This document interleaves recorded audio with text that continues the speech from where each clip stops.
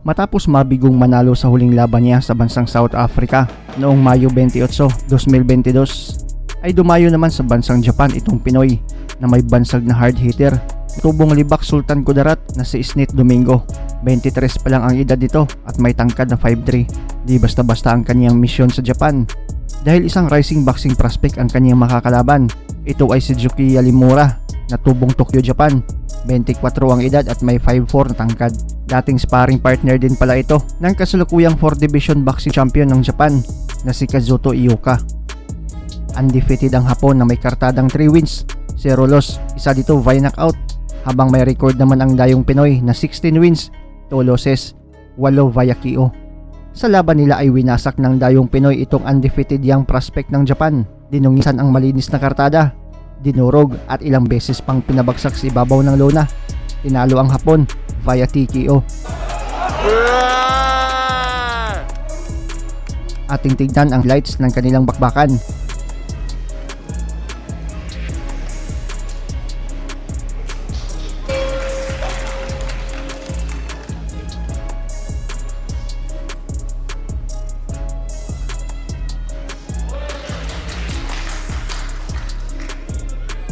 Unang round, magandang palitan agad ng mga suntok ang makikita. Mas makamay ang Hapon, habang counter na mga solido naman ang ginagawa ng Pinoy.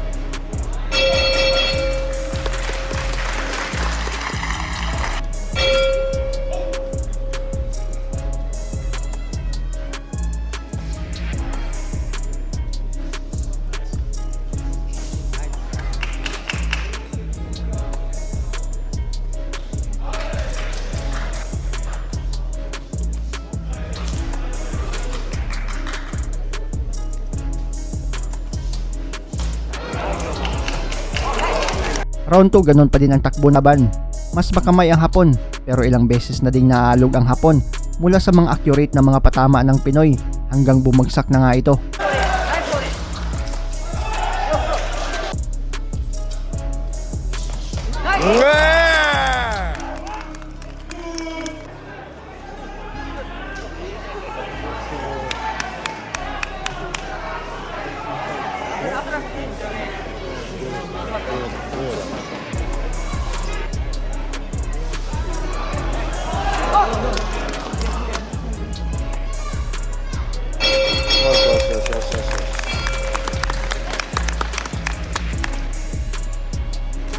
Hey.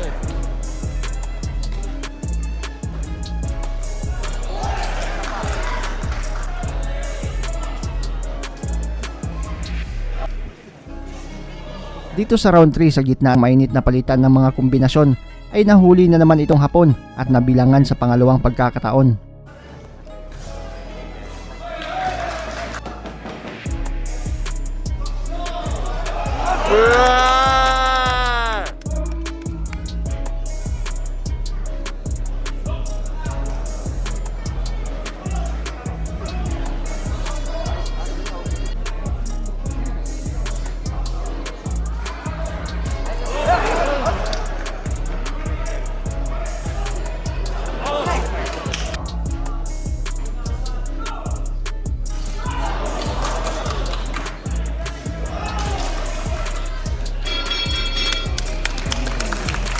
Round 4, bahagyang nakauwi na ang Hapon.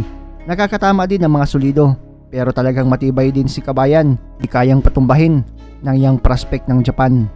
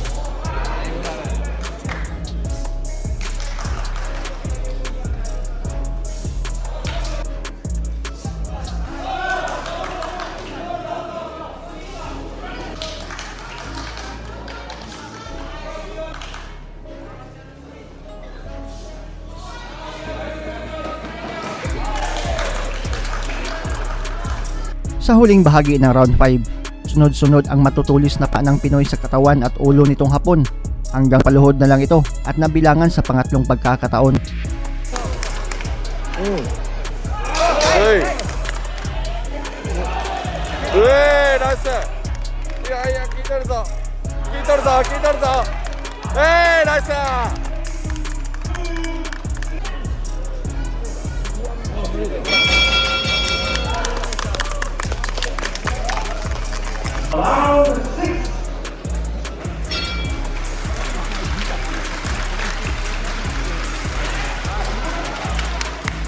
Round 6, pilit pa ding tinuloy ng Hapon ang laban kahit ilang beses pa itong tinatamaan ng mga solidong kamao mula kay Kabayan.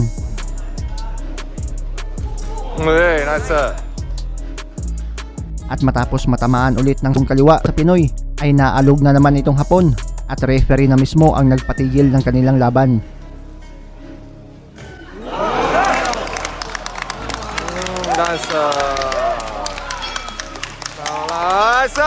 Nakikitang wala ng tsansang manalo ang prospect ng Japan mula sa mga bigating patama ng Pinoy na yes hard hitter na si Domingo. Panalo ang dayong Pinoy na tubong Libak Sultan Kudarat via extra round TO.